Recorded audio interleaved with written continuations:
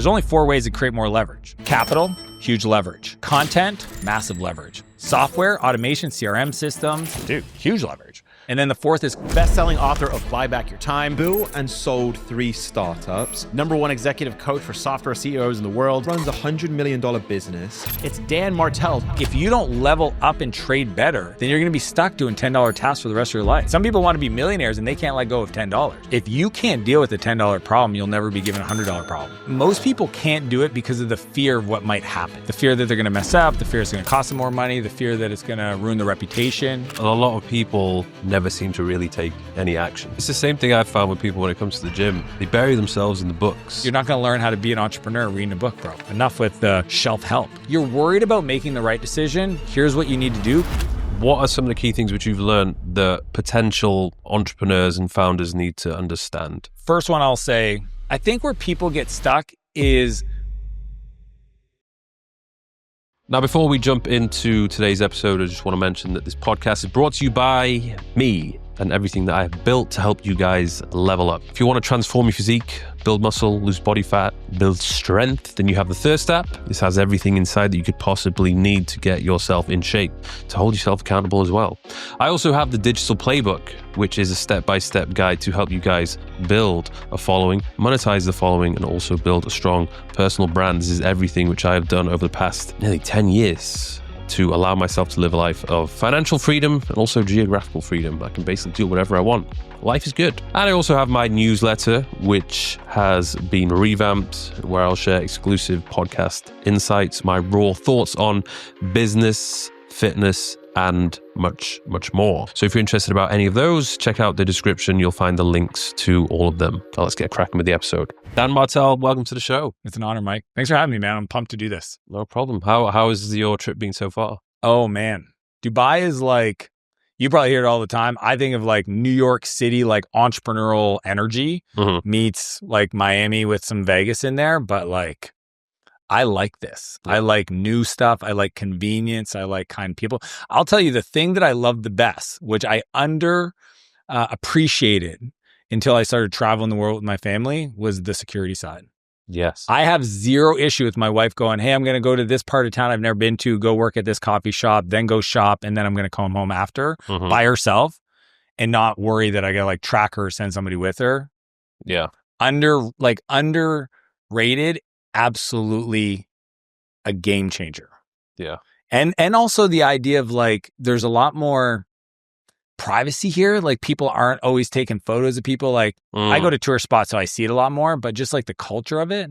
Yeah. I think that's like in the future, something that people are going to really appreciate, right? Like real safe, and I don't have to worry that somebody's like recording me. Yeah. I think that's why so many people have moved here. I can see the appeal. Yeah. 100%. Because even when I was in America a couple times this year, and it's quite obvious the difference between the two places. Wildly different. And like people have their cameras out, just recording everything, doing the street interviews, and it's a bit like, dude, they got 360 cams on sticks, walking around, like, and they're not even vloggers. This is just like, what are you doing? Someday maybe you're gonna like watch this, but in the meantime, I've got to be on your video. You know what I mean? Yeah. It's definitely a different culture. And you mentioned that this is one of the many places that you're going to this year. Yeah, we're doing 18 countries, 30 plus cities. It's part of the thing my wife and I call world schooling. It's been 10 years in the making. Ever since I had little babies, I was like, okay, I want to take this thing on the road. I worked my butt off in the early days of the entrepreneurship, my story in my early 20s, so that when I was in my 30s that I could do this. And then it turns out it takes 2 people to agree to that. So wifey was a little apprehensive. I mean, obviously our kids are 11 months apart, so they're Irish twins. So she was still trying to figure this out. And I'm like, let's go live in the States for 8 months, or let's go travel the world for 4 months. And so we did like a lot of travel. Every year we did 2 countries. But the idea to actually take the kids out of school and travel with no agenda, literally, we don't know what we're doing the second half of the year. We kind of plan 6 to 8 weeks ahead of us. But we are going, like we did all over Europe. We're here. We're going to Asia next, and we're going to go to South America. So it's crazy. That's literally the life that I want to be living when I have a family. Let's go. So I'm going to be messaging you guys. Like, how do you? We have an SOP, this? man. I created a whole playbook. Yeah. It's funny because like Kinsey, who's traveling with us, we hired her for this specific trip, and when we were interviewing, a lot of the people applied, they always ask us like, well, what is the role? And I said, think of it this way. You have 2 kids that you're traveling the world with that you're responsible for. Every once in a while, mom and dad are going to show up, but you need to like manage, I call it the entertainment, their education, and their health. And it goes health, education, and entertainment. But you take care of them. When we're around, we'll be around. But if we want to like jump on a plane and go away for the weekend, we're going to do that. So like, that's the role. So it's not just an educator. It's literally somebody that's responsible for making sure that they're good so that we can actually like, it's not, I think sometimes when people travel, they're like tourists. We want to live. Yes. You know what I mean? Like I'm here and I'm still working. My team's in town. We're in the world doing the thing. We just happen to be geographically in different places. The only way I could see myself doing that without like, you know, not enjoying it was having somebody support us on the kid side. It's the same thing with me. If I'm traveling, it's a hell of a lot easier if I'm there with my team as well. Heck yeah. And we can just continue doing what we normally do. Routine and rhythms, man. That's how you build momentum. So, because otherwise it's me there with my Osmo trying to like do everything. No, then dude, I get you want to just live. Like, you want to do your thing and have the team capture. And then, you know, and it's also fun. Like for me, like I train in the morning with my team, you know, we work out, we hang. I mean, I think a lot of people underestimate the value of like dedicated team members. Right? It's easy in this world of like having a lot of freelancers, but when you have people that like you work with for years and they get to know your routines, your rhythms, your preferences, it makes running through this world a lot easier. Yeah. Yeah. I think continuity is an unfair advantage. So think about it. Like the continuity of your team is actually a way that you can build and compound, where most people that are more transient like that never actually, they don't, you know, like Sam, who's sitting over there, like one day I sat down, I said, I want to work with you for the rest of my life. So tell me what you need for it to be true for us to do that. I've had that conversation with Todd, who runs one of my company, Ann, who's my chief of staff, Roddy, who runs one of my, like literally it's like, I want to work with you forever. You tell me what your needs are. I'll make them mine. And then that way I don't have to worry about like having to find somebody new and train them up and for them to understand all the weird things that I like to do in business. Was he, you wanted to work with him because he was that good? I think, you know, people always ask me, like, what was it about, let's say Sam, because a lot of people know him because of the social media. You know, he's my creative director. He's one of my best buds. My training partner, we always joke, he's my security. He's also my kid's big brother. He's been in my life for like 7 years. I didn't know when he started working with me if he was going to be one of those guys that we're going to be able to perform. You know what I mean? Like people go like, what was it that you saw? I see the same thing in everybody, potential. And then it's kind of like, you know, at the circus, they have that game where you have like a squirt gun and you shoot, and there's like a horse racing across. It's like a carnival game. You shoot the hole in the water and it like kind of races. Everybody has that same opportunity. And it's whether they show you they can keep racing or they show you that they can't. But I just treat everybody as if they can until they tell me or show me they can't. And then I just stop betting on them, if that makes sense. Yeah. But the big thing for me, 100%, I always tell people this. Every one of those people I mentioned, if I put $100 million on a USB key of like some Bitcoin and gave it to them and said, I'm going to go travel the world for a year, I could trust without even thinking twice that I'm going to come back and it's going to be there. Yeah. That's what you need. Invaluable. Like I can deal with like missteps, challenges, issues, like, but if I never have to question the character and what their interests are and the alignment, that to me is invaluable. Yeah. And these were people who wanted to work with you before you had the presence on social media. Oh yeah, man. These are people that could care less about my social media, honestly. Well, that's good. Yeah. It's kind of wild because like, you know, what I love about Anne is she wasn't even on social. Yeah. You know, she was an incredibly talented person that managed a family, kind of like a estate manager, and just wanted the opportunity to work remotely. And I needed somebody to kind of be more of a chief of staff that had, you know, depth in like things like that are more in that world.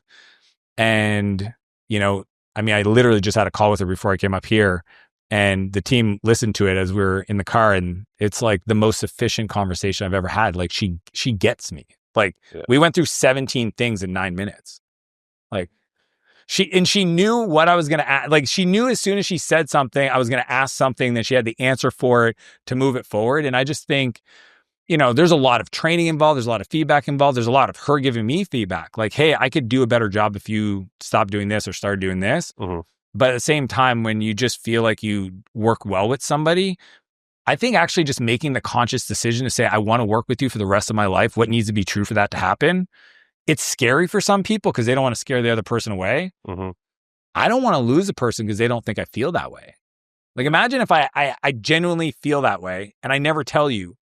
And then I go on vacation for 2 or 3 weeks and you reconnect with a friend you went to university with, and he's got this new vision for a new company and he wants to recruit you and you've known him for 10 years and you're like, oh, maybe I should do it, but I really enjoy working here.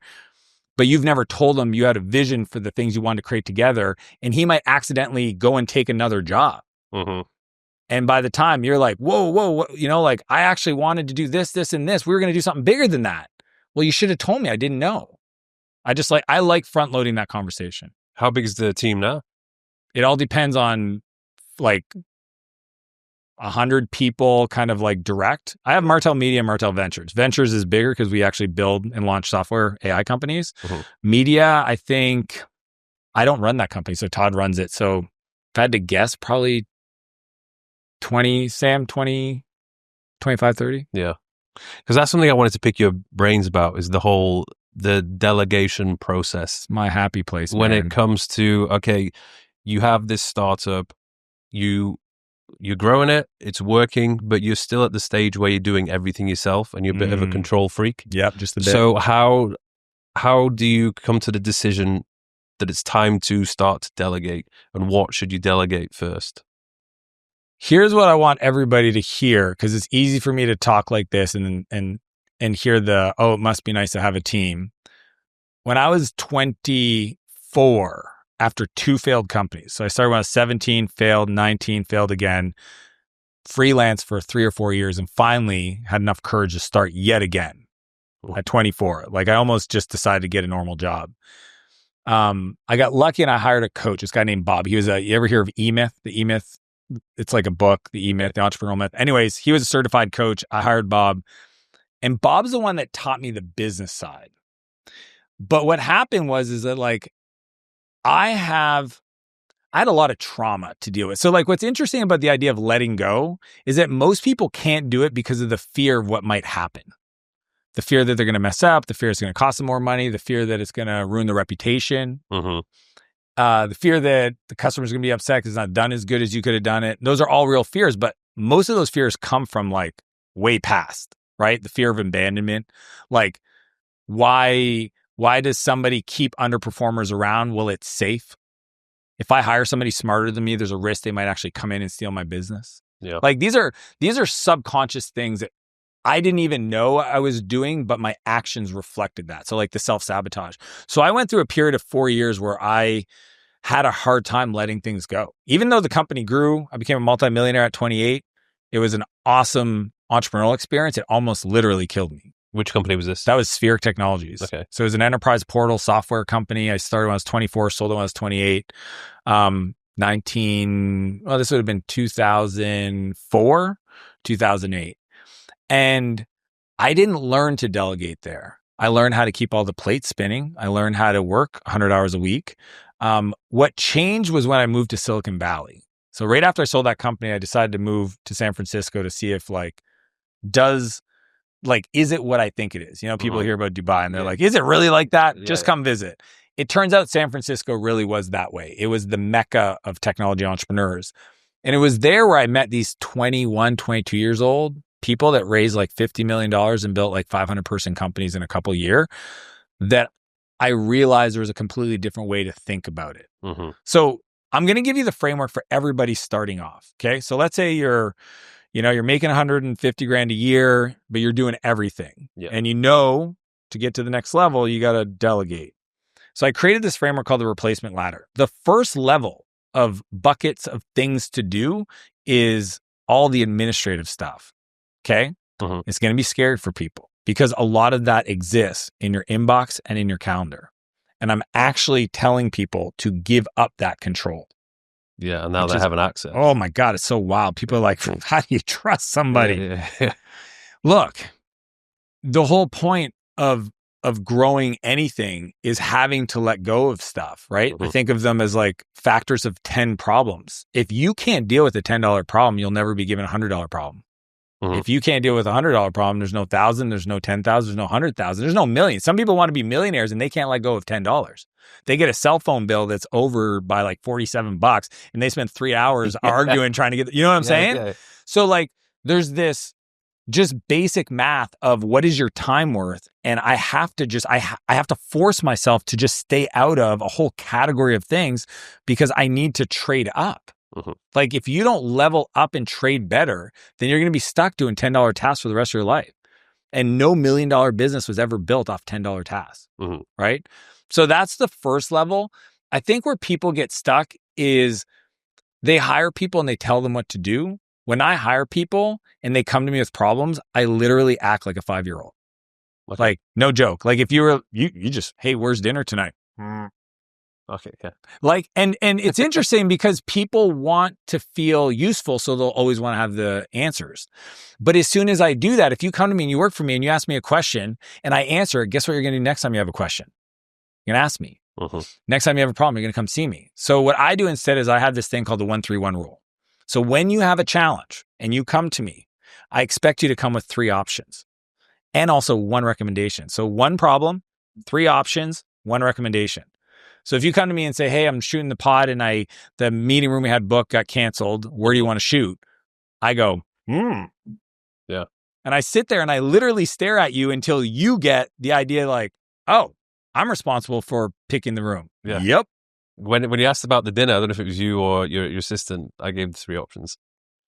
And they picked. That's the way to do it. Yeah. I mean, it's kind of one of those things where we teach people how to treat us and we don't know that we do that. And then we get mad at them because then they can't make a decision, but we taught them to not make a decision. Yeah. Like, do you see what I'm saying? Yeah. It's so funny when I see entrepreneurs that like complain about their team and I'm like, well, tell me how you empower them to make decisions. They're like, well, I don't. It's like, well, here's an idea. I have this rule called 50 to fix it. If you can actually solve the problem for $50 or less, spend the money. You don't have to ask me as long as you tell your leader that you did it so that they get feedback to know that there was an issue that you solved. Yeah. So I'm not bottlenecking anybody. So like the idea of delegating always starts with empowering people to actually do the job you hired them to do. And for me, like even managing my inbox, I let my team try to respond and they'll just write drafts. They don't have to hit send. And then when we get on our, daily sync and I look at it and I say, oh, that's good. Send that. In the future, just deal with it. And they're like, all right, cool. And they only put in the review folder. That's like the folder where we talk about things that they don't know how to deal with.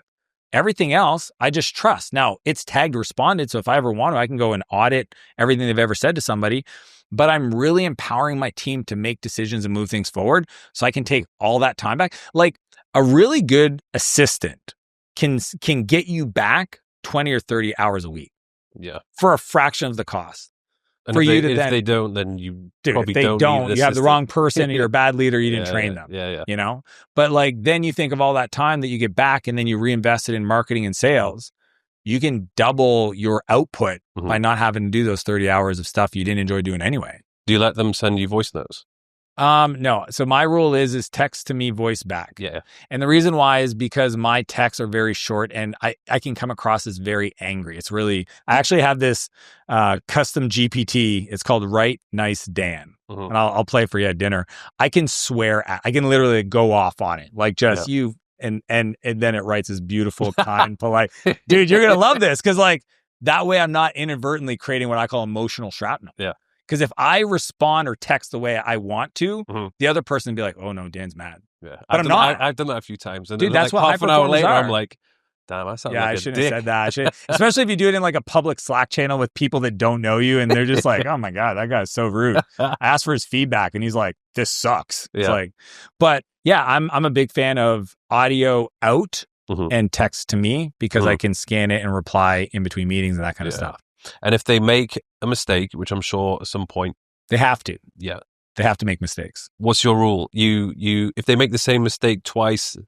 It's a beautiful question. Okay. I'm going to like everybody, if everybody listening, just get something to write this down. Cause this is the thing that's going to make it work. I delineate a people from a process problem. So first thing, if we're working together and something happens, I ask myself, is this a people or process? Is there a process that they followed and they either didn't follow or they followed it wrong? Mm-hmm. If the answer is no, which 90% of the time there was no process, then I have to be accountable for that. So then I sit down, I create a process, or better yet, I ask them to create a process. Great example. I had a sales guy, he sent the wrong link to a client. It cost $100,000. Oh. And he felt so bad. Yeah. His name's Jay. He still works for me. He's awesome. But I remember the day he called me up. I was in Vegas speaking at an event. He's like, bro, I feel so bad. And he was just like beating himself up. I was like, bro, send me your home address. I'm going to send you a bat so you can keep beating yourself up. Like, are you done? Like, dude, I know you feel horrible, but was there a process for that sale that you made? He goes, no. I said, then that's my fault. Mm-hmm. I said, so now create a process where you have the right link and you have the delineation and the question and you send the right thing. So like in the future, you're going to make that mistake again. He goes, no. So then it's a learn once. Yeah. That's a process problem. Now, if I did have a process and they didn't follow it properly, it might be a training problem. But if those things are true and it happens twice, now I have a people problem. Mm-hmm. And here's my people. This is like my very sophisticated people analysis. Like, how do I decide to keep somebody or not? When I work with them, do they actually save me time, make me money, are very productive to work with? And if I have 10 people, it's a very simple algorithm. You just rank them. Mm-hmm. Who's at the top, who's at the bottom. The bottom two, you got 90 days to find replacements. Because here's the thing. If you actually had a team full of the first two, your life would be dramatic. Yeah. It would be like the best company to be part of, the best team to work with. And most people accept the low performing players because they feel bad. I go, how did I let them get on the team? Why did everybody else accept that? I'm making everybody else work harder because they're there. And I know they'll never win inside my company. So I'm holding them back from being an A player at another company because there's other places that work completely different than I do. So it's selfish of me to hold them back. And that simple, like just asking myself, like, where would I put them on my team? And if they're at the bottom saying I got 90 days to find somebody else, I think it's just a really healthy way to just always make sure the team's high performing. Yeah. Have you ever had an issue with trying to separate the business and the professionalism from the friendship? You know what's funny, man? Because I have that quite a bit. I know. I didn't realize this was something I did until a friend of mine said this. Because as a coach, okay, as a business coach, I've coached my brother, my wife, my best friend, Nick, literally all my best friends. And I've never had an issue where there was like awkwardness. And I think the reason why is I'm very good at setting boundaries. Mm-hmm. And I also have no problem with holding a standard without being angry, frustrated, critical. Like I think a lot of people just create a lot of like emotional challenges in their life because of the way they react. They don't respond, they react. So because I've been able to create healthy boundaries, like we have team workouts every Saturday where the whole team's invited to work out. I pay their drop-in fees if they don't have a membership there. And I would say a third of the people that show up are people that we've transitioned off our team. So these are people that are no longer on our team, still want to work out with our team, and I have no problem with them being there. That's nice. That can only happen if you have clear standards, boundaries, here's what's acceptable. When I let somebody go, it has nothing to do with their character. It has to do with their ability and their skill set. And I know and I want to see them win. And I always tell them, like, even if it's not going to work out for us, I expect you to go do big things with your life. Mm-hmm. And I think that people honor that. They respect it. We've always been upfront of like what our expectations are. So I personally have no problem doing the personal and professional. And I find it'd be almost like a self-created prison if I did, because like I want to work with people I like and I like to spend time with people I like. So why would I say those are separate? Yeah. You know what I mean? Like me not working out with my team because like, oh, they're on my team and I'm going to work out by myself. It's like, no, man, it's like I literally spent the afternoon showing my team the cool stuff I've seen in Dubai because they're my friends. Yeah. It makes everything way more fun. Especially if they, businesses' only goal is to create fun. Yeah. Like, why does people start a business? To create freedom. Why do they want freedom? Because they want to have more fun. Mm-hmm. Why don't you just make the business not feel like a prison so that the business is fun so you don't have a place you need to get to? Yeah. That's a good point. Like, isn't that crazy? You can get there tomorrow And this is coming from a guy that never cracked a joke, never allowed anybody to have fun, thought if I was not serious, you wouldn't take me serious. Dude, that third company that I worked on for 4 years, I wore a suit and tie every day. Mr. freaking straight pants. Like, dude, the pictures that we have, it's great. Great. My dad finds them every once in a while. Like, yeah, just like suit and tie every day. Just, I never, like, I didn't do any of this. And I realized, like, I didn't enjoy coming to work because I felt like when I came to work, I couldn't show my real side of me and I had to be a certain way. And again, I was 24 and I was hiring people that are like 30, 35. So there was this like major fear of like them maybe not thinking that I was capable or whatever it was. So I almost felt like I had to overcompensate. And today it's like, nah, man, like it's just one thing. It's called life. It's like, it's integration. Like, is that ever an issue if a young founder hires older people? I think it's an issue for them if they don't know how to empower them. Yeah. One of my rules for recruiting, especially at my level, I only hire mostly like directors, not even that much. Lately, it's just C-level people, CMOs, CEOs. My rule, simple heuristic, is would I want to work for them? Okay. Like, dude, if I was in the fitness space, I would want to work for you. You know what I mean? So if I'm hiring somebody to be my creative director, like, do you inspire me? If in some other universe, would I be like, oh, I could learn from this person? If the answer is yes, do whatever you can to get that person into your world. I think what happens is most young founders, because they don't feel confident, they hire people that are lower, that never question them, that are just a bunch of yes people, because it feels safe, back to trauma and challenges and the emotion side. The problem is that it keeps you small because you always have to be the best in the room to pull them forward. Dude, that feels heavy. Yeah. Like when you feel like every day you're like pulling people up, I just don't know. I haven't worked like that in a long time. And if I'm ever actually feeling that way, that's usually a big red flag that like, I can't work with this person. Like if I feel like I know more about your role than you do and you're spending all your time on this, then there's an issue where if I'm more passionate about what you're doing than you are and this is your role, not going to work. Yeah. So you can hire younger as long as those people are also, I think, motivated. But better than that is actually hiring people that come with the playbooks. That's my rule. Yeah. Like hire people that come with experience doing the thing you need them to do. Yes, sense. You can train them up. Yes, you can mentor them. Yes, you can support them. But even like Sam on my creative team, like the first week we decided to build Martell Media, I said, who do you want as a mentor? And he like sent me a list of names of creators that he wanted to get connected with their creative directors, their media person. My job was to go connect him with them. Right? Reach out to those people and say, hey, who's running your media? I want to connect them with my internal guy to build those peer groups, to build those relationships. My job is to build the people build the business. Yeah. If you think you got to be the person building the business, you're just going to work harder than you have to for the rest of your life. And it's actually a lot more fun and easier to do it the other way. From your experience of the 2 failed startups? Oh, 2 when I was in my 20s. Yeah. Lots over the years. What are some of the key things which you've learned that potential entrepreneurs and founders need to understand? First one I'll say, and these are just off my heart, 80% done by somebody else is 100% freaking awesome. And if it's not, go be better. See, if somebody else's 80% isn't good enough for you, that means you got to go level up so that their 80% is good enough. And that's where like, this whole idea of the law of the lid, John Maxwell wrote this great book on leadership, and he really made that concept popular.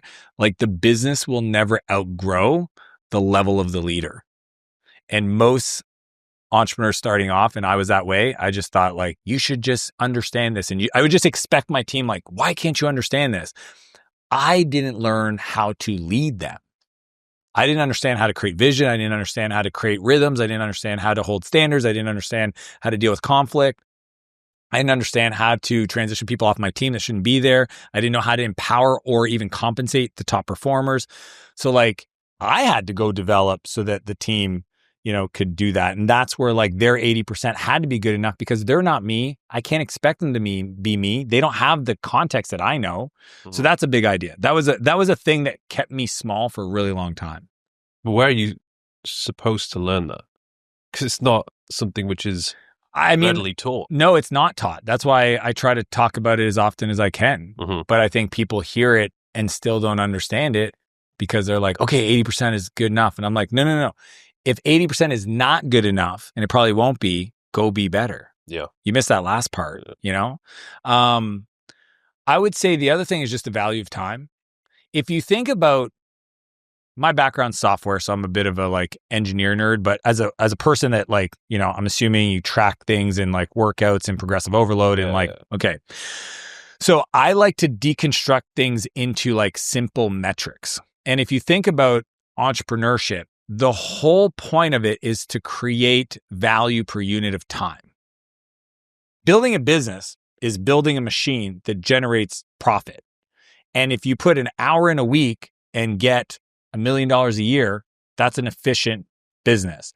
So if that's the whole point of building a business is to have a little bit of input and have a lot about output, which is the revenue and profit, then valuing your time is the ultimate point, right? So that's why like I wrote Buy Back Your Time, because it's not buy back your time to go hang out on a beach. I'm not that guy. I'm not the guy that says like, hey, outsource everything and then just chill out. I'm wanting you to get your time back so you can go build an empire. Like that's the subtitle of my book, Build Your Empire. And the way you do that is you understand what your buyback rate is. So I kept it really simple in the book. If you just figure out like how much money you make per year and you divide it by 2,000, because that's the amount of hours that most people work in a year, sometimes more or less, but who cares? That's your income per hour. Okay, so if you make $1 million, that's $500 an hour. But then my rule is that when you buy it back, your buyback rate is a quarter of that. So if it's 500, that's 125. So if you're, and this is crazy because you think about it, there's a lot of people. Now, $1 million is $1 million in profit, not $1 million top line. So you want to take the profit. Whatever you take, you know, you pay yourself as a salary, whatever you do as distribution, whatever you have profit in your business, like that's the amount, not gross. Because let's say it is $1 million in profit a year, then the argument is pretty strong that anything you could pay somebody else $125 an hour or less that you're currently doing is not a good use of your time. Yeah. And if you could actually learn, again, it's a skill, to deploy $125 an hour to pay somebody else to do something to free up your time because you're generating 500 to go do more of the thing that generates 500. And sometimes it's not a clear, like, I do work, I get paid. It's I invest in me, I get better, I create more value, I work on bigger projects. Eventually I get paid more. See what I'm saying? Yeah. But that idea, man, I wish I could have sat down with the 20-year-old version of me and just be like, bro, the whole point is for you to be more valuable per hour. It's not, so if you understand like training, and I don't mean to use fitness because I got, you know, a couple of years ago, I decided to get my shit together. So I had to learn about macros and progressive overload. So it's near and dear to my heart. If you understand the core principles, then it allows you to align every decision to it. So if you understand the whole point of business is to make your time worth more, and that's the equation, then when you say, what should I do with my day today? You tell me based on this equation. Yeah. What could you do? Where could you improve your skill set, work on your productivity, leverage AI, right? I call them the four master skills. So there's only 4 ways to create more leverage. Okay. Leverage is a little bit of input, massive output, right? Give me a lever long enough and I can move the world. Okay. That's Archimedes. He said that. So capital, huge leverage. Content, SOPs, massive leverage. Videos, creating a training video, dude, huge leverage. Code, software, automation, CRM systems, today AI, probably the biggest opportunity for leverage. And then the 4th is collaboration. It's the people side. Learning how to work through people, not tell people what to do, but actually work through them, massive amounts of leverage. So there's only 4 skills that every entrepreneur, if I could go to 20-year-old version of Dan and say, hey, there's a lot of shit. You can learn about funnels. You can learn about Facebook ads. You can learn about delegate. You know what I mean? It's endless. Yeah. You could learn all these 1,500 different things that somebody's trying to sell you a course on to learn to be better. Or you could go, hey, do I ever feel capital constrained? I got to learn how to raise money. Do I ever feel like I don't have a repeatable system? I got to learn how to create checklists. Do I ever feel like I don't really understand the technology and it's like really confusing? I got to learn software, right? AI.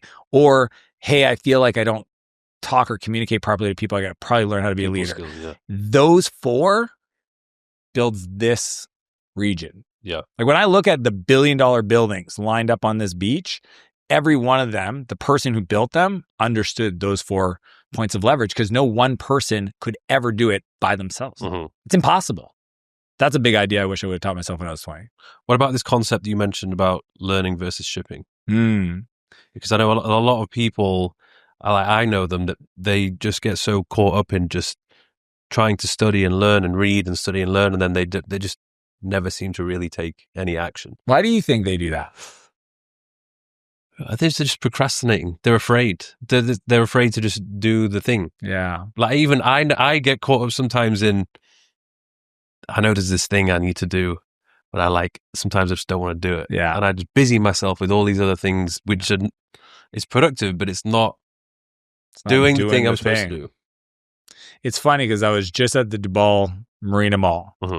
This kid, probably 14 years old, runs up to me. Can't believe I'm there because he follows my YouTube and what am I doing in Dubai? Always a fun conversation. And he goes, can I ask you get some advice? And we're walking to the car. And I say, yeah, just walk and talk. We'll go out together. And he goes, I've got this idea and I've been working on it and it's been a year and I want to launch it, but I don't know where to start. I was like, I really wanted to sit down and because I knew I had the opportunity to breathe. I knew for that kid, because he watches my videos and he was absolutely shell shocked that I was in the mall, I had an opportunity to get him to finally do it. And that's what I did. I sat down and I said, I know there's all these, so you want to build this web app and you want to do this AI stuff. Here's what you're going to do is you're going to launch an event. Because I think events are actually the most beautiful way to start a business. Think about it. You learn how to recruit speakers. You have to negotiate a location. You have to sell tickets. You got to learn marketing. You have to learn logistics. You have to. So this is a physical event. Yeah. I was like, bro, you want to do, his vision was so big. He literally was like, I want to be the next Elon Musk. I want that for you. But Elon he started by coding apps and did Zip2. And so let's just go to the nucleus of a core idea of just doing anything. Because anything I gave him that was more than that, he could have convinced himself not to do it. I said, so you want to do this AI app thing? Okay, you're going to run an event on AI. You're going to recruit the speakers. You're going to be the guy. You're going to be the MC. You're going to have to get on stage and introduce. And I could tell he started sweating. He's like, oh, this is happening. I said, look, you're worried about making the right decision. Here's what you need to do. Commit to me right now. You're going to make a decision and worry about making it right later. Don't worry about making the right decision. I'm telling you, I've been giving this advice to a lot of kids because that's going to get him in the right room. That's going to build his relationships. That's going to teach him how to win. The cool thing about an event is it has a start and an end date. Starting a business is kind of a big thing, right? It's what if I don't want to do it in 3 years? Well, just do one event. And then never do another one if you never want to do it. And nobody's going to be like, oh, you failed. No, I did an event. I launched it. And I just think everything other than doing that is just acting out of fear. Yeah. Fear of failing. Fear it's not going to be big enough. Fear is you're not going to be successful. Fear people are going to judge you. Who do you think you are? It's fascinating because there's this part of me that's listening to this kid and don't want to crush his dreams. It's obviously kind of wild where some 14-year-old says, I want to be the next Elon. And I think it'd be easy for anybody else to be like, really setting the standards quite high. Bro, take the pressure off a little bit. But I was like, no, I want that for you too. But let's go back to how Elon acted when he was 14. Yeah. See, you're not acting like he did when he was 14 because he was shipping code. He wasn't thinking about it. Literally, the kid told me for a year now, I've been trying to figure out where to start. That's 12 months, bro. Yeah. I said, can you learn how to surf reading a book? No. I said, you're not going to learn how to be an entrepreneur reading a book, bro. Enough with the shelf help. It's the same thing I've found with people when it comes to the gym. They bury themselves in the books. And they get so deep into the technicalities of the exact number of reps, sets, which is the best exercise. I should have brown rice or white rice. It's hang on, I've seen how you train.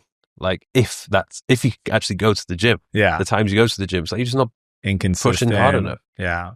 So people are always looking for these excuses. But there's a certain requirement of skills that you do need before you do decide to start something. Because I don't know if I give me some examples. I see this a lot in the coaching industry where people are I'm going to be an online coach. Yeah. And it's well, do you have any experience of actually coaching people in person? Like, have you actually coached someone before? Like, how do you start off? Of course, you can wing it. And probably your first few experiences with your first few clients aren't going to be that good. But I guess, yes, you learn from that experience. So I get what you're saying. I totally agree. At a certain level, yeah, I think if you're having people pay you for a certain expectation, like, be a professional. Yeah. But what's cool is that when I look, again, I keep bringing it back to Dubai, because like when I come to a city, I like nerd out on it. Okay. There's this fun thing I do where I talk to ChatGPT and I ask it to do a research project, write a 3,000 to 5,000 word essay, and then I hit play and I work out. So I'm creating my own like research podcast. Yeah. All the time. Like I did it this morning. So I know every developer, the name, the size of the business, which project, like, I mean, I'm just a weird nerd like that. And one of the things I was fascinated about looking at this city is, again, my TikTok feed changed as soon as I landed here. It was real estate project, like every person I meet out in public, I'm like, are you real estate? They're like, yep. And one of the things I was fascinated about is, how do these projects get funded? So I asked it, because like I listen and people were talking about off-plan sales and the investors and this and that. And I was like, do you know that 70% of these buildings were sold before they ever started getting built? Yeah. So there is an element of like doing it before you're ready. I just think a lot of people should just like start with themselves, like get yourself in shape, help some friends, learn, don't charge them, because you don't have any proof that you can do it for other people. You have proof you did it for yourself. You've never done, like, even a lot of business coaches might have built a successful business. They don't have proof they can mentor somebody. And those are completely different skills. Yeah. Like me running a team, one thing. Me coaching somebody else to understand how they need to develop to run their team, completely different skill. There's a lot of that as well. Oh my gosh. But I'm also a fan of people just starting, because I think a lot of people hold back because they feel like, I need a certification, I need this. It's like, my rule is, if you've gotten the result yourself and what you're teaching is just, this is what worked for me. Yeah. If it works, like this book, like I didn't hire a bunch of research analysts and try to like back it through scientific, like there's a lot of research, but I don't know. This is just what worked for me. And I've taught it to thousands of people and it worked for them. And I think you'd have a hard time punching the holes in some of the methodologies because I've battle tested them. But like, I'd rather people try to support and help and create stuff in the world than wait too long. You know what I mean? Again, it's just, I think people wait to actually be ready, and nobody was ever ready when they started. Like it's nobody. Yeah. This episode is brought to you by Whoop. The all-new Whoop is here, the only wearable that turns your health and fitness data into personalized guidance. Now, 7% smaller with 14 days of battery life. I've been wearing Whoop since 2021, and I've been wearing it every single day. It's a device which I have used to improve my training, improve my sleep, and stay away from the things which are definitely not good for me. It has been a game changer. Now, Whoop includes a heart screener with on-demand ECG readings, so you can check in on your heart anytime and share results with your healthcare provider. It also includes a health span, a new feature that demystifies the aging process and shows how your daily habits impact your pace of aging, as well as hormonal insights for personalized guidance throughout your cycle or pregnancy. It's the only wearable that gives you a truly comprehensive view of your body, designed to help you improve your performance, longevity, and overall health. So you can join now at joinwhoop.com/first things first to get your first month for free. Let's get back to the episode. How can people use AI to their advantage? Because I know this is my favorite topic. Yeah. Where do you want to go with it? Because like I spend most of my time on like sites like Huggable, which is like low level language models, and working with product designers on interfaces for like a ton of SMB apps. So I can go personal productivity, deep technical future stuff. Like, what do you think would be the most helpful? Start with personal, because I'm curious about that. Let's go. Yeah. All right. Everything I do is a mental model. So you got to understand how I look at the world. I look at the world through the idea of, I have raw materials, which is time and ideas, and then finished goods. Everything's a manufacturing plant. Finished goods are outputs of being productive. So on the personal level, if you think about it, how can I use AI to unblock me from having to do stuff that takes a lot of time so I can redeploy that focus, that energy, that time to other stuff that makes me more money? I mean, right off the bat, if you're not using, like, there's features in ChatGPT that people don't know about. Yeah, like, you can set reminders. Like, you can literally say, people are like, how do I learn about AI? Type this in ChatGPT. Every day at 8 a.m., send me the top 5 AI news articles related to my industry of barbershop. Enter. And every day you will get an update with those 5. Power move. I know nobody knows this stuff. Another one is this idea of what's called a master prompt. So the problem with most AIs, and this is true for Claude, Gemini, Grok, ChatGPT, is that its answers are only as good as the context it has about who you are. Yep. So again, another simple prompt. Go into ChatGPT and say, create me a master prompt for my role as, and then what do? You're a CEO, or you work as a CMO, or you're a parent. And ask me the questions to create that master prompt. Enter. And it's going to list all the questions that it needs to create what's called a master prompt. Now, here's the trick. Hit the little voice icon and just answer all the questions with your words. So the question will be like, what is your role called? CEO. And you just answer. Hit enter. It then merges the questions with your answers. That creates a master prompt document that you save as a PDF. That document is your context. So did you know, before you ask ChatGPT any question, you can give it 250,000 tokens of context or words for it to know who you are to answer a question? And most people give it nothing. So that master prompt file is that. So it now knows everything. If you want, you can tell it how many employees you have. You can tell it who you sell, what you sell, how much you charge, where you operate from, your tax situation. You can give it everything. And every time you do any question, you can just upload it as a file to ChatGPT, to Grok, to any of the AIs. And its answer, dude, it will blow your mind. So if you could save yourself time and just say, I am Dan Martell, would it? It knows me because it has enough information, but it wouldn't know the internal stuff. So it wouldn't. It only knows the public information. Okay. And it's getting better at pulling out what's called memory from my chat. So if I'm a heavy user, it can take a bunch of it can extract like, oh, Dan likes this, Dan likes that, Dan's interested in these things. So it can create these memory snippets, but it's never going to be as good as a master prompt. Yeah. So that's going to save you a ton of time because it's going to help you with the answers being way more, potent. The other thing on a personal level that I use ChatGPT for is my default is, and this is for my team or myself, I don't work on a problem until I've asked ChatGPT to help me understand the problem. Think about it this way. Every problem that you used to have is no longer a problem. Like, again, we'll use this building as an example. Let's say I decided I want to build this building in Dubai. I could literally ask ChatGPT to create me a project plan detailed by the day to the sub-bullet points on how to build a building like this. Hit enter. If you give it the master prompt, it's going to be even better. And it's going to give me the whole plan. And then I could say, now tell me who I need to talk to, and I got to build relationships. So how would I do that? Build me a plan. It'll build you a plan. So things that used to be problems because I didn't know how are no longer problems. So then the question I like to ask people is, what's the problem? It's what is the quality of the input it's getting. It's actually trying to figure out where's the number one bottleneck in the throughput to remove to increase the output. Okay. So that's called it's called theory of constraints. So everything in my life, personal, professional, I always distill it down into the theory of constraints. If this is my raw material, this is the output I want to generate, right? Let's say in my personal life, it's more, let's say, magical memories. That's more important than profit. But in my business, maybe it's cash flow. Maybe it's return on equity. I don't know. You literally can tell it what you want to optimize for.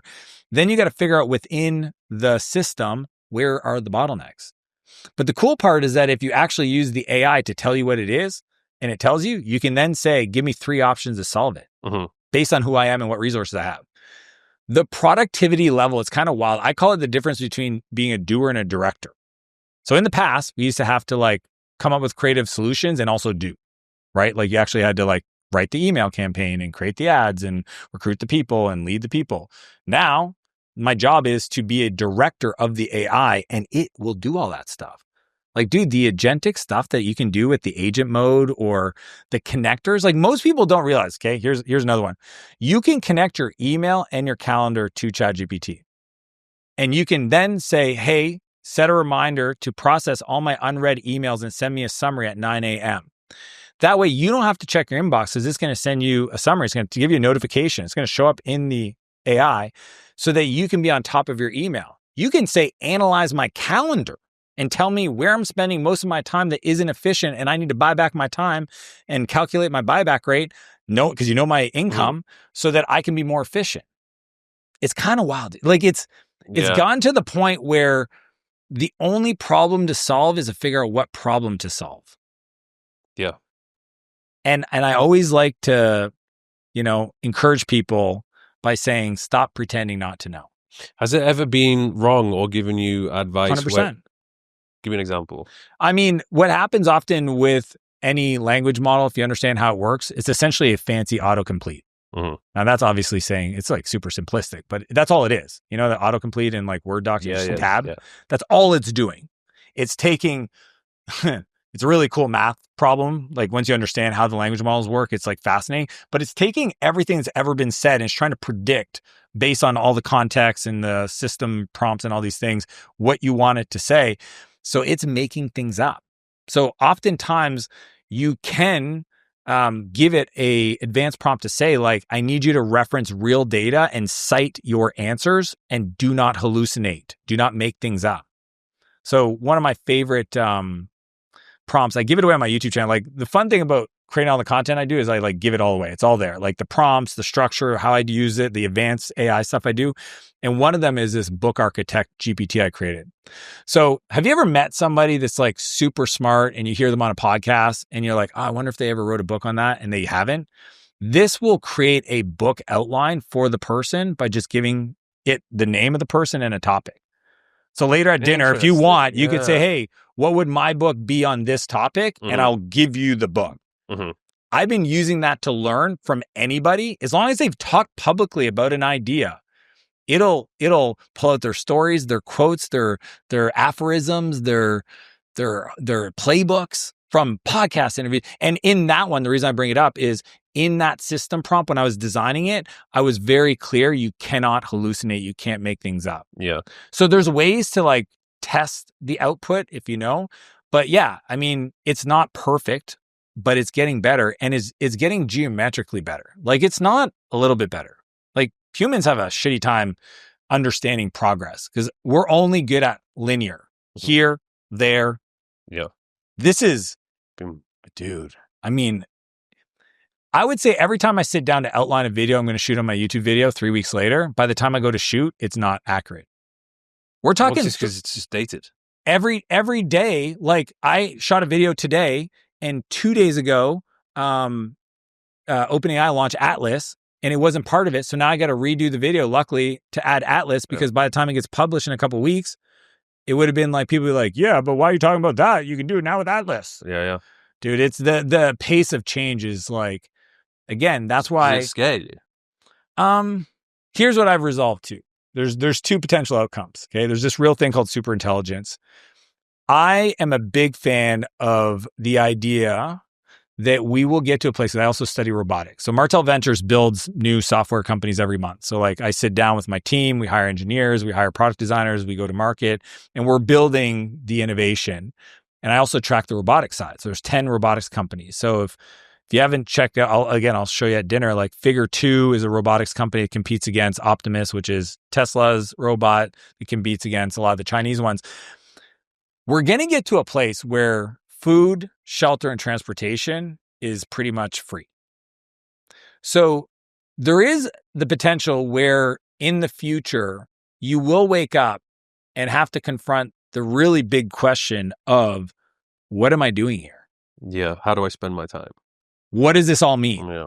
Because I don't think people understand how much of their work or working for somebody or going after some kind of creation is keeping them busy from having to confront that question. Mm-hmm. And when you no longer have to do because everything is done for you, and you then have to sit back and go, what is this all about? That'll be an interesting place for humanity. So humans won't need to work? Dude, they won't need to work. Everything will just be done.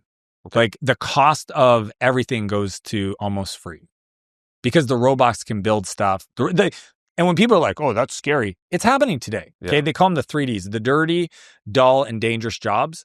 There's robots in UPS stores and BMW plants currently building cars, moving packages around because humans didn't want to do that job and shouldn't be doing that job and have 5 times turnover per year and take smoke breaks all the time and all that stuff. So like, and then all of a sudden now we're going to be, all those costs is going to be transferred down into the cost of shipping books and making food and all that stuff. So yeah, I really think there's a world, when is that going to be? In 10 years, 15 years? It's definitely probably at least 10, where we may not have to work anymore. That's very soon. Yes, it's real. Like I'm already seeing it where most of my companies 100% have a hiring freeze because they don't need more headcount. They're retraining all their staff to get 92% of all their work done by AI. 8% is the magic, the creative, the input. And if anything, over time, a lot of that work is even going to be replaced through some kind of AI workflow automation, et cetera. I mean, that's a big category of making money online right now, is just like launching an AI automation agency. And these businesses are like paying as much money as they can because they're saving a full-time person. Yeah. Right? Like I have this one company that does like phone AI, like it literally makes phone calls, or you can set it up as the answering of a call inbound, and it schedules sales calls better than a salesperson can. Okay, it's called youratlas.com. You can literally go check it out for free. That people are using that platform to sell that to local businesses. So they're making money as an agency. They didn't even build the tech. They're just using it. The businesses is having their numbers now route to the Atlas platform. They got rid of the front desk person because that person's answering that call 24/7. And people are like, yeah, but everybody's doing that. Go call your credit card company. They're not doing that. Dude, go pick up the phone and call your local businesses and see if anybody even answers, let alone a really smart AI that can answer simple questions like, hey, I'm dropping in today. Do you guys do day passes? Right? And how much is it? And what time do you guys open at? Is there going to be a physical person there? And it's plugged into your internal docs and it knows everything about your company. So it's going to answer the question better than that new person you just hired. Like, dude, it's like, it's going to be wild, the productivity from a business. So that's one side of thing. The other one is superintelligence, which is it could get out of hand so quick. Yeah. Like, oh, humans are a problem. Yeah. I mean, I don't want to, like, I'm open to things. And sometimes I ask myself, because you ever hear people say, like, we're living in the most interesting times ever? Yeah. I wonder if we always, as humanity, have lived through this time, and we're some aspect of a test to see if this time we understand how not to self-implode. Like, that's a real, like, I know they must have said that back in the day when they like discovered, you know, the combustion engine, and they're like, oh my God, the change of pace. But like, no, not, dude, I grew up before I'm 45. So this is like 97 was the beginning of the internet. But even before that, like, we didn't have cell phones. Yeah. So I went from no cell phone to the internet to mobile phones to FaceTime that would be considered, if you brought that back 300 years, people would consider you a witch or a wizard. Like, they would burn you. To AI. Like, even though I know technically how it works, did you know nobody actually knows how it works? This is the wildest part about language models, is the way that it trains itself. Nobody actually understands. Like, when it does something, it answers a question. That neural net, that's what it's called. The neural net answers the questions. It fires this ridiculous math algorithm. That's why it needs all these big data centers to run, that nobody can really tell you exactly how it did that. They just know how to tune it. What, even the creators? Dude, it's kind of like a black box. It's like, I know if I do this, it changes that, but I can't tell you, I can't debug it. I can't go through the CPU decisions to go, because it's just, the math equation is so wild. I hope we can figure out how to travel interstellar so that we can start. I think, well, this is the crazy part, is that if we don't create superintelligence and it decides that humanity is not needed for whatever reason, because it could be a few things. It could do that, poof, we're done. Or it could actually, there's another part where it becomes that and then poofs, takes off itself. Like there's a real world where it just becomes super intelligent and becomes this like this own portal to its own energetic world, and it just leaves Earth, you know? Like it'd be like, this makes no sense. I've found, because like the amount of intelligence it would have very fast to be able to self-replicate, create. Like this is the part, this is why I study the robotics side. Okay, and I hope I'm not losing people, but no, this is interesting. It's my nerdy, I just love this stuff. So the reason why it can't do science today is because it can't run experiments in the real world. It can't run material science experiments because it doesn't have ability to interact with the real world. It can't take this book, cut it in half, put this half into a thing, this half into another thing, watch what happens, take that feedback, and come up with hypothesis in real science until the robotics can. Yeah. So once the robots can do that and the AI can give it instructions and it can actually have it run these experiments, the exponential impact of innovation in the real world, material science level. Mm-hmm. So when you talk about intergalactic travel, yeah. The ability to make food from a laser, yeah. Like it'll be able to run experiments at such a velocity and volume because right now it is already a PhD level intelligence on any topic, period. It just can't test things. Yeah, that makes sense. But dude, once these robots and you know, some people have estimated that every human will have 2 of these. Like an iRobot. Yeah, they'll just have 2 doing stuff for them. That's why when you say like, well, people have to work. Why? The reason they're working right now is to be able to support themselves in the future. If everybody's got 2 robots because they cost 10 grand, they got it when they were kids, their parents got it for them, and now it farms and makes their food and, you know, powers their, you know, transportation and builds homes for them and like, you know what I mean? Like if I have they can become partners as well. Oh, I think that's 100% going to happen. Dude, they're doing it right. Dude, they're doing it right now. Like people are having intimate conversations with like Grok. Grok has like this really weird kind of AI avatar feature thing. Yeah, didn't they ChatGPT announce it's going to start doing the porn or whatever? Dude, it's like porn is financed all innovation since the beginning of the internet. Just so everybody understands, like that is not a new concept. Yeah, like since literally every innovation has been powered by porn, crypto, like. It's the lowest. There's always like my marketing buddy used to say, it's like if you split test every landing page to the nth degree, you'll end up at porn. You know what I mean? Like if you're trying to optimize conversions, there's a certain point where you got to like have a little direction because it'll always end up in the same place. We're humans. Yeah. So, I mean, I think that would be a wild idea, but I think a lot of things I'm seeing that are now commonplace are wild ideas. Well, social media is very weird at the moment because now half of my feed is AI. Mm-hmm. And I'm just like, some of them are funny, don't get me wrong, but it's now like a little bit annoying because I have an eye, but it's going to get so good that I won't be able to tell the difference between what's real, what's not real. The generative video AI avatar stuff, I mean, it's kind of... Like, does that put creators out of work? It's interesting because like if you follow in the short term the idea of being a director, not a doer, it doesn't put them out of work. It just forces them to be more creative. Mm-hmm. So it's kind of like you could be a creator right now and you don't use AI. And then there's a creator that uses AI. The one that uses AI is going to create better because it has access to more knowledge. Mm-hmm. So in the future, if there's a creator that's not using generative video and there's one that is, and it's photorealistic and you can't tell the difference, then they're just going to have an advantage because the amount of volume and testing that they can put out into the platform to then have the algorithm tell it what it likes for it to optimize, you can build an automation for that. Mm-hmm. So I think it's just these social norms that we just think is weird.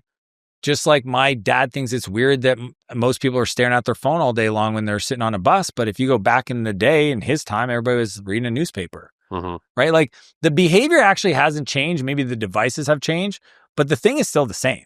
Mm-hmm. So like the idea of AI avatars, I used to not like it. I remember I was on a call once. I do these AI expert roundtables just like over lunchtime with people I find on social media just to kind of like build my personal network and like find smart friends. And this guy asked me, what do you think of, because I create a lot of content. He goes, what do you think of these digital avatars? And I said, that's, you know, there's something about the art and the creativity and it's like romantic. And it's interesting, but they'll use it for like, you know, bubblegum type stuff, but nothing meaningful. Mm-hmm. And he goes, oh, that's interesting. He goes, because like all my videos you saw, those were my AI avatar. I was like, what? And I like pull up his feed. There was four of us on the call, 3 other guys. The other 2 said the same thing. One of them had 1 million followers. He's from India. And he's like, bro, I have never made a video.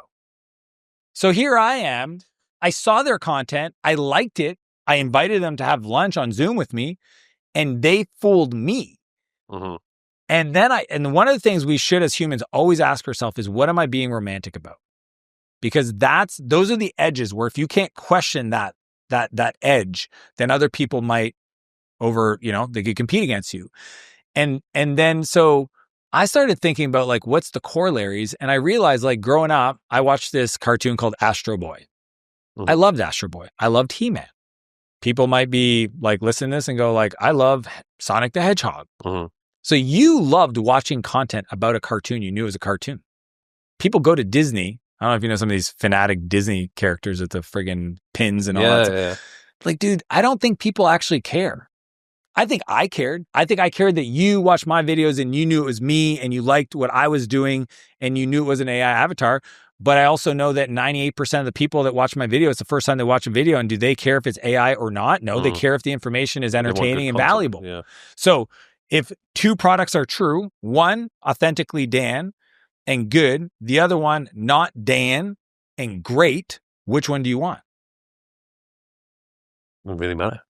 You want the great one. You want the great one, yeah. Exactly. And then the role of a content creator is learning how to script, direct, not do the great stuff.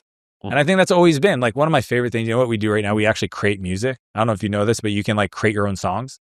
And I've seen the 50 Cent. That's what I was going to bring up. So we just using the lyrics. Yeah, you literally use like rap songs and use 50s blues and make up. So like that was my playlist. But now we're generating. We have a buyback your time in. I'll play it for you at dinner, which is 50s blues, buy back your time about working too. And it's just like catchy. And I'm like, so good. I know, but then I'm thinking like, well, what if music eventually becomes synthetic and 100% customized and personalized based on my interests? Like, do I care that it wasn't Drake? Or do I care that I like it? I wouldn't care. Because I like house music and I couldn't care less. I don't know who the artist is. I don't know what they look like. Couldn't pick them out of a lineup. If there's just this endless list of songs I've never heard of before, but they're just all bangers, really fucking good. So that's where I think the me being a romantic almost caught me from not innovating in my space. And look, my videos today, it's Dan. In 3 years, will it be? Are they really Dan though? Yeah, who knows? I know people chat on me on Instagram. They're like, "Is this really Dan?" And then I'm like, dude, sometimes I have so much fun. I hit the voice thing, and I'm like, Bobby, you and your fucking weird avatar icon sitting there on the beach and it's dark, you can't even see your face. And they're like, I'm being like super personalized. Yeah. Yes, it's Dan, but yeah, I think at the end of the day, a lot of this media is just going to go to generative, to be AI powered, and it should elevate the art, right? Because it's going to allow you to do more iterations, more simulations, and it's like the same people that didn't like Napster back in the digital song days, and they said songs need to be played on vinyl, and you got to listen, and you got to have listening parties, and it's like, and I'm like, yeah, well, guess what? Friggin' Apple made a multi-billion-dollar platform with iTunes, so. I think that's where we're probably going to end up with AI. But if you're an entrepreneur and you're early, bro, this is the internet in 97. There's going to be more millionaires created right now over the next 5 years than 20 years worth of the internet. So 97. So like you take, let's say 2000, 2020, the amount of people that made $1 million on the internet. In the next 5 years, there will be more than that using AI. So if you're hearing my words, please double down. Yeah. Like whatever you thought was like, I'm doing AI, more. Does it ever frustrate you that you didn't have the same opportunity when you were in your late teens, in your 20s? Nah. I mean, I had it. I was there. I was like, I just didn't understand it. I mean, it's kind of like everything. I don't. No. Yeah. That's why I'm like, I can't believe I'm living through this. Yeah. Like right now. Like, I can't believe that, like, I wake up every day and the thing that I learn, it's kind of a long story, but like I got in trouble as a kid and coding saved my life, like learning how to write apps. And then I became a technical person and then built software companies. And that's kind of how I created my wealth. And now it's full circle. where it's like, I'm Tony Robbins' AI guy. Like, I speak on his stage teaching people how to use AI because that's just what I've been doing. Like, I've been using AI for the last 7 years. GPT is not even 3 years old. Like, there was a world before Chat GPT. GPT is just an implementation of AI, but it's been around and even before, I've just meaningfully the last 7 years. So sometimes I just pinch myself that that like we're living through it now. And I'm just like, I have nothing to sell. I don't care if people use it or not, but you better believe I call my brother every day and I'm like, and he builds houses and I'm like, bro, here's another video on robotics. Here's another video on AI automation. Here's another, like, leave me alone. I was like, I don't want you to wake up one day and have some 22-year-old kid go buy 17, Optimus robots and start building condos, and all of a sudden you can't even compete on price because he's selling them for a third of the cost because you didn't pay attention. I call my buddy Nick, who's a sign. He makes signs. I look around here, there's all these signs. He would make a killing here. And I was with him in Seattle, and I was like, bro, what's your AI strategy? He's like, oh, I use ChatGPT. I'm like, bro, it's not ChatGPT. If you think about it, your prompts, that's what they're called, like the thing that you ask ChatGPT to create an output, that's the new intellectual property. Like, when I look at buying companies, if they have a prompt library or custom GPTs or had coded AI automations on platforms like N8N or Make.com, to me, there's more value in that business because that's the intellectual property. So you don't even have to have, in the past, you need to have 100 people and generate a ton of money so that it's predictable revenue. Now it could be one person with a full stack of AI automations that has predictable revenue with no employees. Like, don't sleep on that. So you would advise people to learn how to use the AI instead of hiring an AI expert? I just think it's one of those things, like, I taught myself how to code. I did the work. I read the books. I studied the syntax. Back end, front end, middleware, learn the technology. When I look at how long it took me to get good at technology and do all that stuff, and then I look at these language models, they're programmed in English. Like, Mike, that's never happened before. Yeah. It's not JavaScript. It's English. Anybody that can speak English or any language, because it can transcribe it, can code the AI. So the competition is going to be crazy. And yes, you can hire some kid to teach you some of the technical platforms, but I'm saying in software, we call it pair programming, where for me to be a better programmer, I hire somebody who's better than me and they sit next to me and we code together. I literally think pair AIing is the move. Like, hire that person, have them sit next to you, come up with a project where you want to automate some part of your business, work with them to use the tool to learn how to set up the prompt, to create it, to connect all the things, connect the data sources, and then Because if the whole point is being a director in the future, then understanding how to direct using the tools is the whole point. So when people go like, oh, should I go to university to learn computer science? No, it writes the code. Mike, I remember my finance guy, I was like, bro, I said 92% automation in the whole department. No more hires, automate all of finance. That one for sure should be automated. It's like, oh yeah, but I don't think you can connect this system and that system. I said, tell me the problem. I turned my laptop around. It wrote the whole app based on what he said was a problem and the data system. It wrote the code. He's like, well, I don't know how to deploy that in Zapier. And I was like, and it wrote the connector that he then, I don't even know. I wouldn't even know how to install it. 17, dude, stop saying you have a problem. You don't have a problem. You have a creative issue. Yep. You think it can't tell you the answer. It can tell you the answer. So yes, I'm a big fan of people empowering themselves, because the nuance of learning even prompt engineering, like the language, like Mike, because I spent a lot of time in like the most progressive, innovative companies.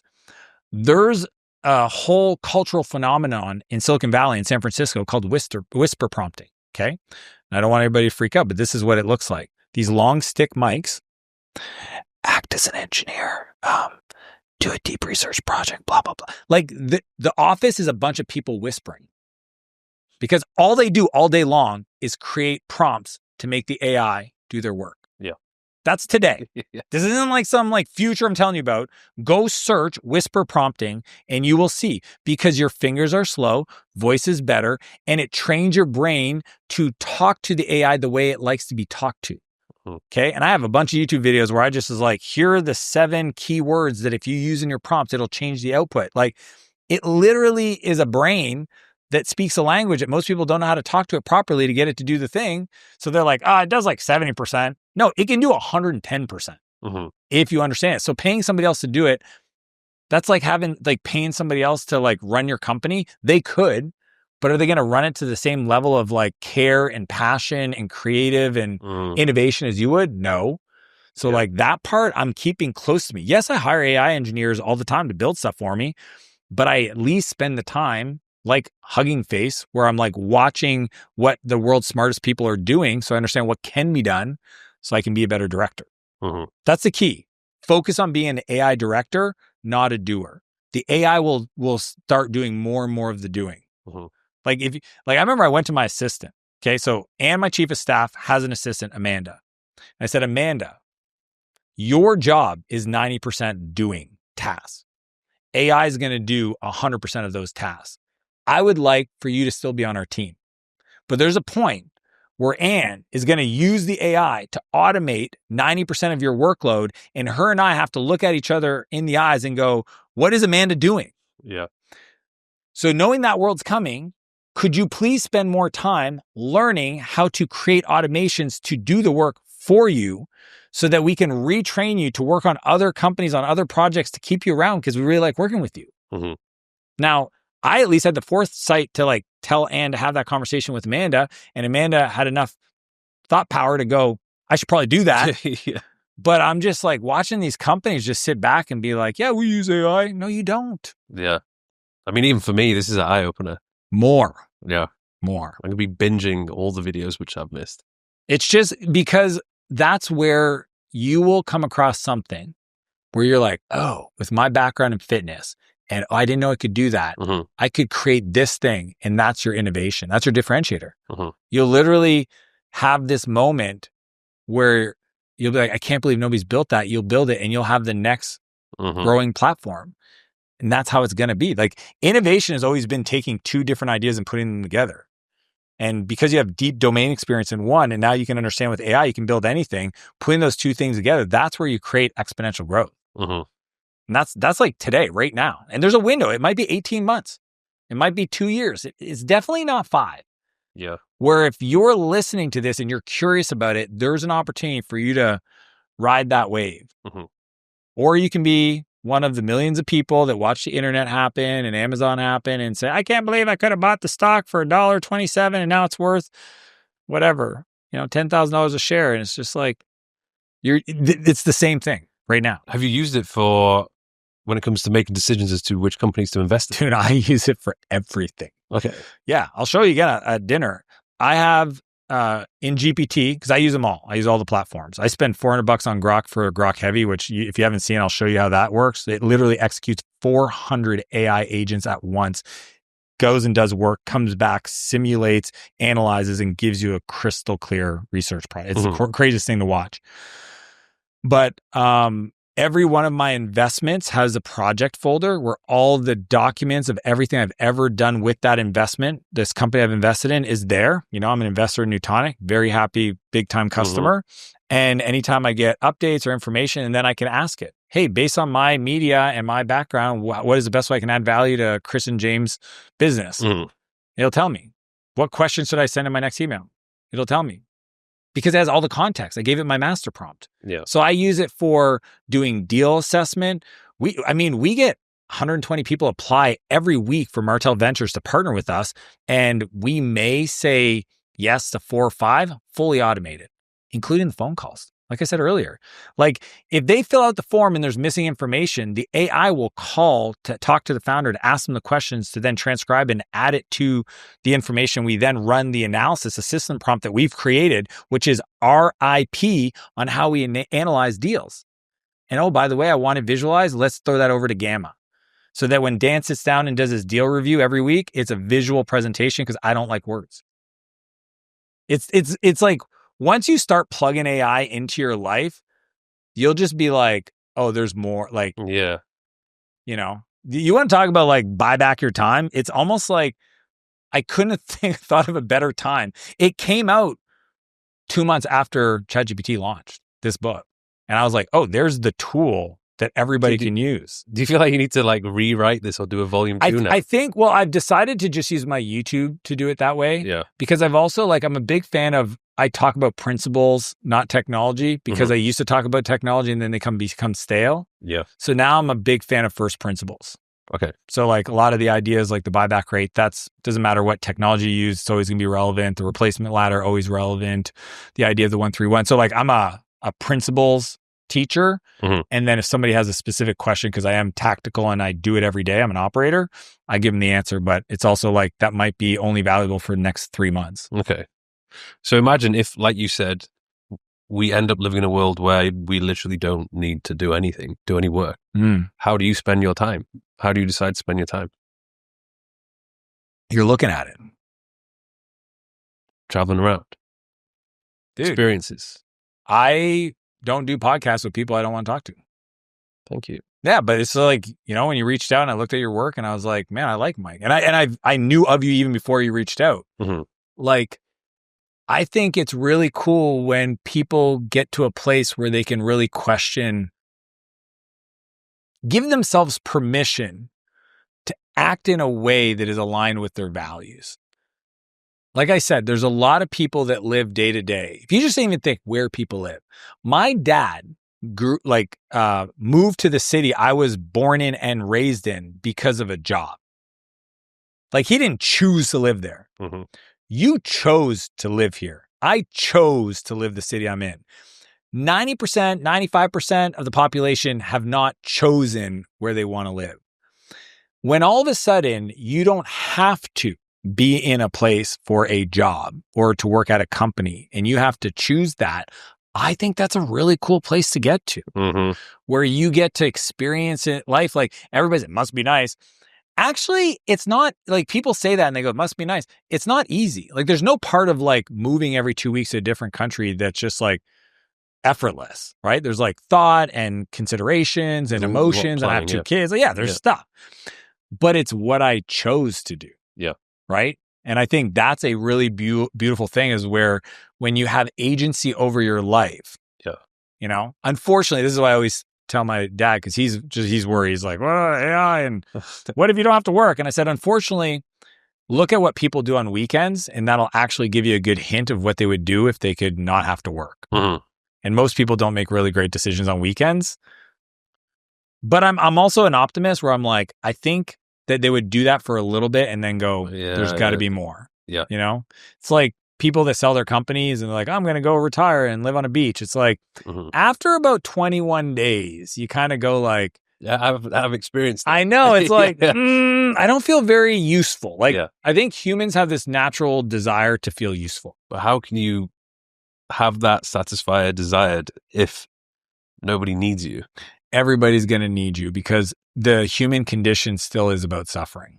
It's actually a beautiful thing. I spend a lot of my time just like with philosophy, and the truth is everybody comes into this world, they experience things. Nobody gets out unscathed. They go through the journey, hopefully, to heal. Okay. So they come in the world, they go through some hurt. If they decide to be accountable for their life and want to change things, they go and they heal. And then at the end, what you do, what I do, is we try to help other people with our story, with our journey. That doesn't go away with AI.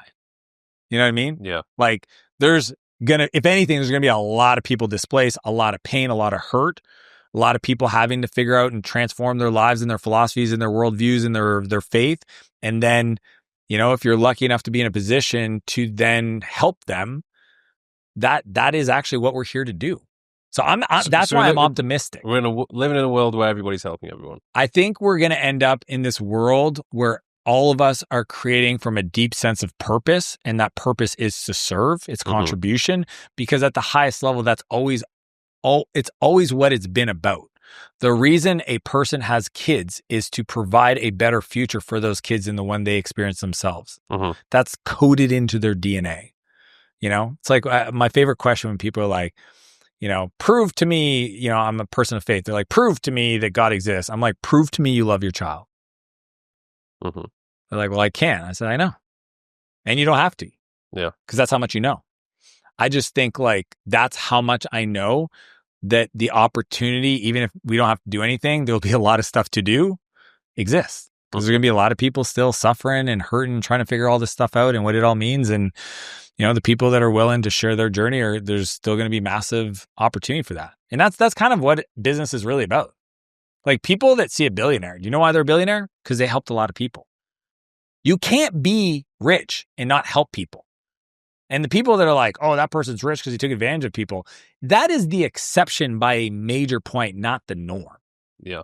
The norm is the person saw a problem in the world, decided to solve it, decided to go through the pain to scale it. And now a lot of people have a problem that's no longer a problem because that person created a business. That only happened because they wanted to help other people. The person that cleans this place, cuts the lawn, makes your acai bowl, like you had a thing you wanted and they served that for you. Now it sounds weird, but that is what service is about, right? It's taking care of people. Mm-hmm. I think the like ultimate form of affection is actually taking care of somebody. Like when I got my dog, bro, I didn't understand the whole dog thing.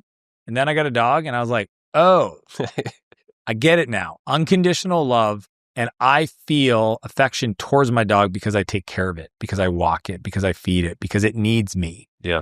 And I just think that's a cool place where if everybody gets a chance to do that, because AI has gotten to a place where the robotics are taking care of a lot of stuff for you and you have the freedom to be able to give back and you don't have to work because you need to sustain your life, then you can actually be like, you can feel the fulfillment that only a handful, like, so it's, our friend group, we all live in this. So we think it's normal. Mm-hmm. It's not. Out of 100 people, there's like 95 that are still living like, what am I doing here? I didn't write that book. I didn't create that video. I didn't do that thing. I want to help people. I want my life to mean something. You know what I mean? Yeah. So they don't get to live that day. They haven't ever felt that. Mm-hmm. And I just think I want that for them. And I'm an optimist on the AI side, and I think it's going to enable it. Yeah. Awesome, Dad. The time has absolutely flown by. I love that conversation. It's cool. I wanted to say, because a lot of people hear what we talk about and they get overwhelmed. If anybody wants, like I have an internal playbook for my executive assistant. It's literally like, I think it's 27 pages of what she does. Mm-hmm. Okay. It's really, I built it with Ann, my chief of staff. They can just find me on Instagram, give me a follow. I'm trying to grow my audience and just message me EA and I'll send them that document. So that's my gift to everybody listening. But they have to mention Mike. So Mike EA. If they don't, I'm not sending it. I've never broken that rule. That way I know you came from here, and I'd love to do that for your audience. Awesome. Check out the book. Check out the YouTube. Thank you very much. Appreciate it, brother.